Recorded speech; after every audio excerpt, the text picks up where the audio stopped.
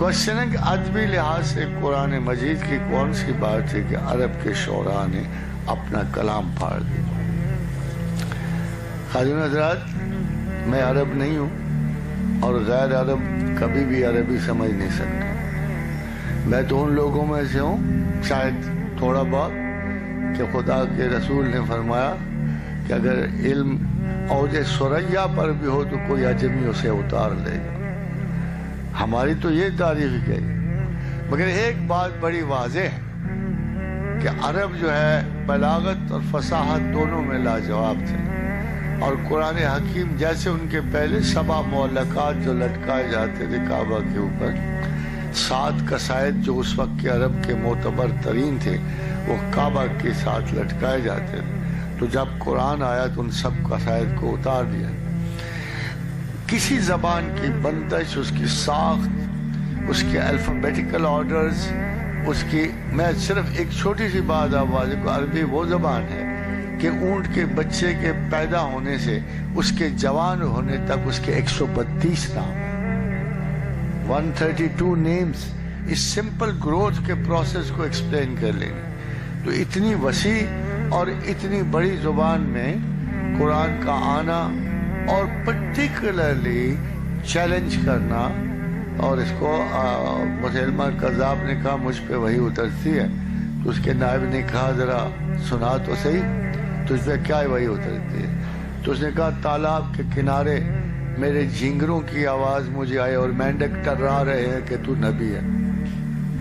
وہ بڑا وسیع سمجھا آپ نے.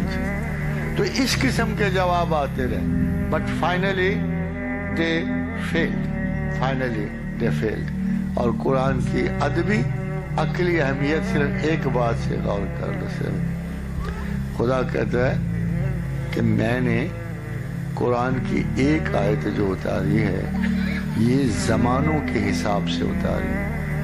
خالی یہ نہیں کہا کہ عرب کے لیے ہے، اس میں بے شمار آیات ایسی جو اہل عرب کے لیے نہیں تھی، اور وہ تمام زمانوں کے فرق کے لحاظ سے آج بھی کوئی زبان اگر متروک ہو جائے یا پرانی ہو جائے تو آپ کو 200 سال پرانی ہو جائے تو آپ کو اس کو سمجھ نہیں آتی. قرآن اس لیے بہت بڑی لینگویج ہے.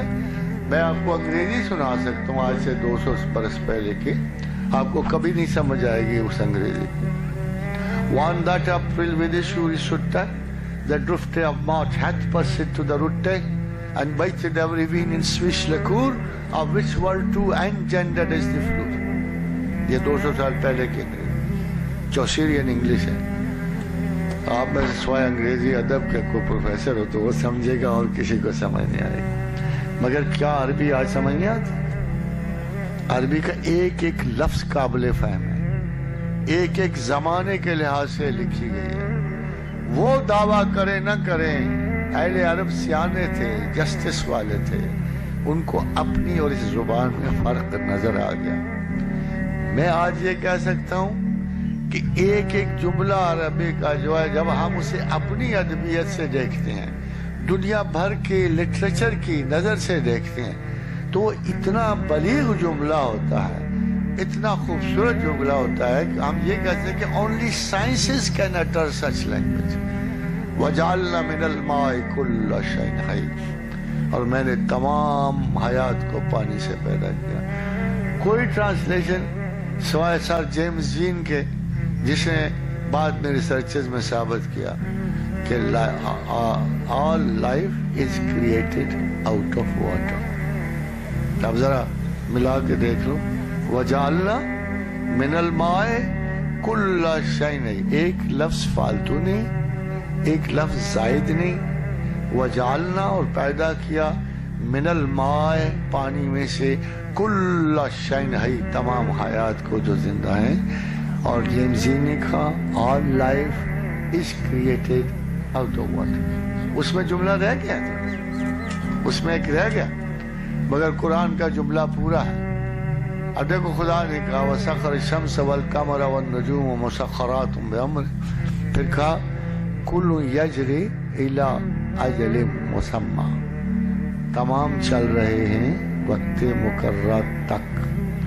جب ٹرانسلیشن ہوئے انگریزی نے کیا کہا everything is moving in the universe.